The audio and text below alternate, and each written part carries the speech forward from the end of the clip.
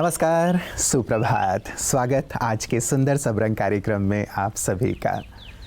मित्रों, एक युवक बेरोजगारी और गरीबी से निराश होकर सुसाइड करने के लिए पहुंच गया। बस वो जंप करने ही वाला था कि पीछे से एक बुज़ुर्ग ने उसे रोक लिया। कहा, तुम क्यों आत्महत्या करना चाहते हो? क्यों जीवन का अंत करना चाहते हो? उसने कहा, मैं बहुत गरीब हूँ, बेरोज़गार हूँ, जीवन से बहुत परेशान हूँ, इसलिए मैं जीवन का अंत करना चाहता हूँ। उस बुज़ुर्ग ने कहा, अच्छा तुम बेरोज़गार हो, गरीब हो, ऐसा करो अपनी एक आँख मुझे दे दो, उस एक आँख के बदले मैं तुम्हें 10 लाख रुपए देता हूँ। युवक ने कहा, नहीं नहीं, मैं अपनी आँख कैसे दे सकता हूँ? उन्होंने कहा, अच्छा एक हाथ दे दो, मैं तुम्हें 15 लाख रुपए दे देता हूँ। कहा, नहीं नहीं, हाथ दे करके तो फिर मैं अपंग सा हो जाऊँगा। एक किडनी दे दो, इतना देता हूँ, ये अंग दे दो, इतना देता हूँ। इस प्रकार सारा हिसाब लगाते लगाते वो अरबों तक पहुँच गई बात। युवक ने कहा, नहीं नहीं, मैं ये अंग नहीं दे सकता आपको। तो वृद्ध ने समझाते हुए कहा कि देखो, तुम तो अरबपति हो, अरबों की संपत्ति ईश्वर ने तुम्हें दे करके भेजा है, फिर तुम गरीब कैसे हुए? तुम्हारे पास अनमोल संपदा है, ये जीवन अनमोल है, इसके मूल्य को समझो। आज भले ही तुम गरीब हो, लेकिन परिश्रम करके, समय का इंतज़ार करते हुए तुम जीवन में बेहतरी की ओर बढ़ सकते हो। जीवन तो इसी का नाम है। जब तक तुम धैर्य नहीं रखोगे, श्रम नहीं करोगे, आशावादी नहीं होगे, तब तक जीवन में आगे कैसे बढ़ोगे? युवक को ये बात समझ में आ गई थी कि सचमुच वो अरबपति है, इतनी बड़ी और सुंदर संपदा उसके पास है, और बस अब उसे समय का इंतज़ार भी करना है और धैर्यतापूर्वक परिश्रम करते हुए आगे बढ़ना है। वो वहाँ से लौटा और जीवन में शिखर की ओर बढ़ चला। मित्रों, कई बार हम भी निराश हो जाते हैं विपरीत परिस्थितियों को देखते हुए और सोचने लगते हैं कि इससे अच्छा तो जीवन का अंत कर लेना है, लेकिन सचमुच समाधान वो नहीं है। अनमोल जीवन के मूल्य को पहचानें और अपने जीवन में सतत परिश्रम करते हुए आगे बढ़ते चलें, यही हमारी मंगल कामना है। आइए इसी मंगल कामना के साथ चलते हैं आज के सुंदर सुवाक्य की ओर। पतन के पहले अहंकार। कहते हैं, जिस पर अहंकार का साया होता है उसके लिए अपना भी पराया होता है। अहंकार हमारे जीवन की वो सीढ़ी है जिस पर पैर रखने से हमारे पतन का दरवाजा खुल जाता है। अहंकारवश व्यक्ति अपने बनाए हुए मार्ग पर ही चलता है, दूसरों के सलाह को सुनना भी नहीं चाहता, अपने पद व पहुँच के गुरूर में आकर सबसे दूरी बना लेता है। लेकिन इसके परिणाम स्वरूप समय आने पर कोई भी इंसान उसका साथ नहीं देता। हमें यह सदा याद रखने की आवश्यकता है कि इस संसार में लोग आते और जाते हैं। जिस चीज का हमें घमंड है वो भी एक दिन चला जाएगा। इसलिए हमें सदा निर्माणता के गुण को ही अपनाना चाहिए, क्योंकि जो व्यक्ति निर्माण है उसके लिए ही हर एक के दिल में सम्मान है। मित्रों, आपने विश्व के विख्यात मोटिवेशनल स्पीकर निक के बारे में सुना होगा, जिनके दोनों हाथ नहीं हैं, दोनों पैर नहीं हैं। जब तक वो युवावस्था में पहुँचे, 18 वर्ष की उम्र तक, तब तक जीवन का कुछ ऐसा निश्चित ध्येय नहीं था और लोग बारंबार उन्हें इस बात की ओर इंगित किया करते थे कि तुम्हारे तो दोनों हाथ नहीं हैं, दोनों पैर नहीं हैं, तुम तो अपने माता पिता के लिए, परिवार के लिए, समाज के लिए बोझ हो। आप सोच सकते हैं कितनी बार उन्हें ये बात सुननी पड़ी होगी कि तुम बोझ हो और तुम्हें तो जीवन का अंत कर लेना चाहिए, क्यों तुम जी रहे हो? अब उनके पास दो ही रास्ते थे, या तो वो जीवन का अंत कर लें या फिर लोगों को प्रूफ करके दिखाएं कि वो इस संसार में किसी उद्देश्य को लेकर के आए हैं। उन्होंने दूसरा रास्ता चुना, अपने आप को तैयार किया, अपने आप को इतना ज़्यादा अध्ययन करते हुए उन्होंने रेडी कर लिया कि वो विश्व के विख्यात मोटिवेशनल स्पीकर बन गए। उनके कई डीवीडीज़, कई किताबें हैं, आज लोग उनसे प्रेरित हो रहे हैं। मित्रों, हम भी निराश ना हों, हताश ना हों, लेकिन आशा की ओर देखें। ईश्वर ने जो जीवन दिया है उसको हम बेहतरी की ओर ले चलते हुए औरों के लिए प्रेरक और आदर्श बन जाएं। तो आइए हम भी आदर्श बनेंगे। इन सुंदर भावों को अंतर्मन में समाते हुए चलते हैं अगले सेगमेंट की ओर। नमस्कार, ओम शांति। हर व्यक्ति जीवन में परिवर्तन लाना चाहता है। जैसे कोई क्रोध पर विजय प्राप्त करना चाहता है, कोई मन को शांत करना चाहता है, कोई एकाग्रता को बढ़ाना चाहता है, कोई आत्मविश्वास को बढ़ाना चाहता है, कोई डर से मुक्ति चाहता है, परंतु वास्तव में होता नहीं है।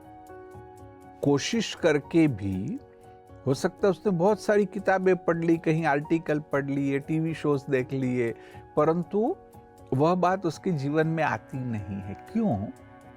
क्योंकि कहा गया है कि हमारा एक सबकॉन्शियस माइंड, मतलब डीप माइंड कहे, मनोविज्ञान में जो परिभाषा है वो थोड़ी जटिल है, परंतु आम व्यक्ति के लिए कहे कि जो हमारा सबकॉन्शियस है वो डीप माइंड है और कॉन्शियस वो सुपरफिशियल माइंड है। सुपरफिशियल माइंड बहुत छोटा है।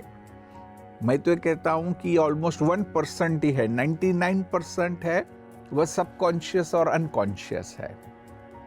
तो जो सबकॉन्शियस और अनकॉन्शियस में है वही हम करते हैं और हमें पता नहीं है कि वहां क्या है।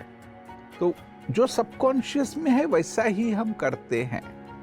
तो इसलिए ये जो करोड़ रुपये का सवाल है कि हम सबकॉन्शियस को कैसे परिवर्तन करें, और अगर हमें सबकॉन्शियस को परिवर्तन करना है तो जाना पड़ेगा कॉन्शियस के थ्रू, क्योंकि गेट वही है, उसी के द्वारा, कॉन्शियस के द्वारा ही हम सबकॉन्शियस में जा पाएंगे। ओम थॉमस अल्वा एडिसन बहुत सुंदर एग्जाम्पल हैं हमारे सामने, जिन्होंने जब बल्ब का आविष्कार करना शुरू किया, कहा जाता है सैकड़ों बार वो असफल हुए, लेकिन कभी उन्होंने हार नहीं मानी। उन्होंने हार मान ली होती तो आज ये रोशनी हम तक नहीं पहुंच रही होती।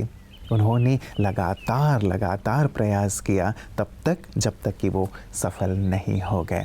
हम भी मित्रों 2, 4, 8, 10 बार की असफलता, चाहे वो किसी भी क्षेत्र में हो, उससे निराश होकर बैठ ना जाएं, लेकिन सतत परिश्रम करते रहें। सफलता निश्चित रूप से आपके कदम चूमेगी।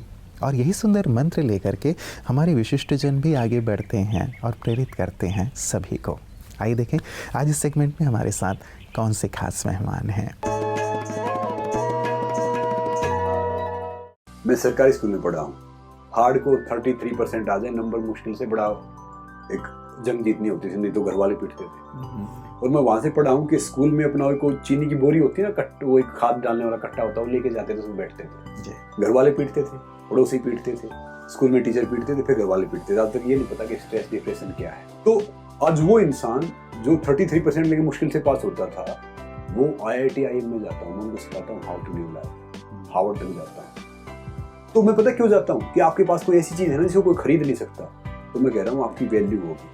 वो मेरे माता पिता ने, मेरे गुरुओं ने मुझे वो वैल्यूज दी कि भैया दूसरे का पैसा है, दूसरी बहन बेटी हमारी बहन बेटी है। तो मतलब हम उसी एथिक्स के साथ बड़े हुए हैं कि ये चीज सही है, ये गलत है। एक सांप सीढ़िया गेम देखा ना आपने? हम बहुत चढ़ते हैं सीढ़ी से वो करते हुए सांप खा जाता है। तो ये वही है, आप कितना ही भाग लो, कितना ही चीटिंग कर लो, जो दोगे तो लौट के आएगा।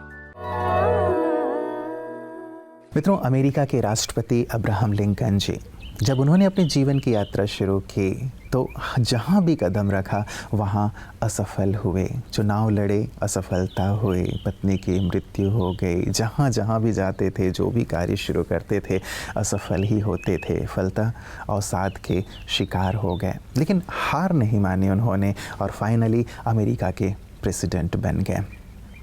सदी के महानायक हमारे देश के श्री अमिताभ बच्चन जी, वो भी ऑल इंडिया रेडियो से रिजेक्ट कर दिए गए। लगातार फ्लॉप फिल्में दी, फिर भी हार नहीं मानी और महानायक के रूप में उभरे।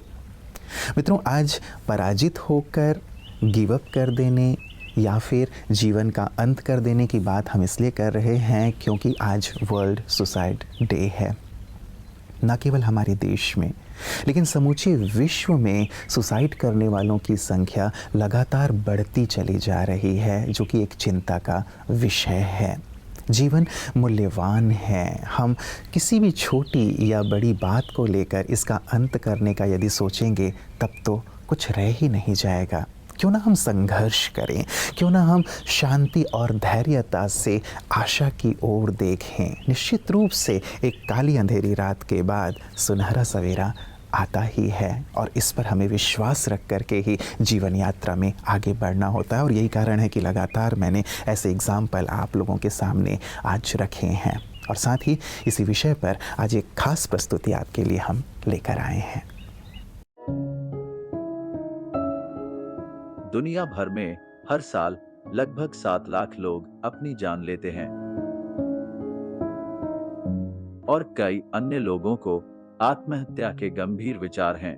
लाखों लोग अत्यधिक दुख सहते हैं या आत्मघाती व्यवहारों से गहराई से प्रभावित होते हैं। प्रत्येक आत्महत्या एक सार्वजनिक स्वास्थ्य चिंता का विषय है जिसका उनके आसपास के लोगों पर गहरा प्रभाव पड़ता है। जागरूकता बढ़ाकर आत्महत्या के आसपास के सामाजिक कलंक को कम करके और त्वरित कार्रवाई को प्रोत्साहित करके हम दुनिया भर में आत्महत्या की घटनाओं को कम कर सकते हैं। आज के दिन विश्व आत्महत्या रोकथाम दिवस के रूप में मनाया जाता है।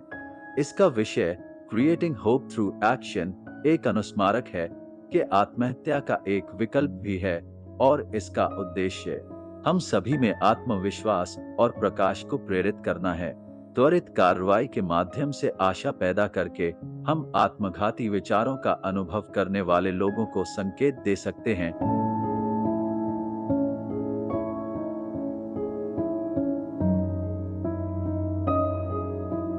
हमारे कार्य चाहे वे कितने भी बड़े या छोटे क्यों न हो, संघर्ष करने वालों को आशा प्रदान कर सकते हैं।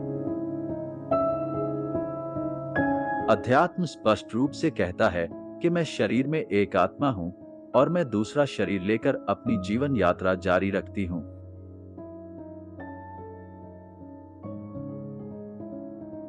और चूंकि मेरी विचार प्रक्रिया अगले जन्म में भी जारी रहेंगी, यह स्पष्ट है कि आत्महत्या हमें किसी भी चीज से बचने में मदद नहीं करेगी। तो आइए इस दिन हम इस आध्यात्मिक जागरूकता का प्रसार करें और लोगों को अंदर से मजबूत बनने में मदद करें।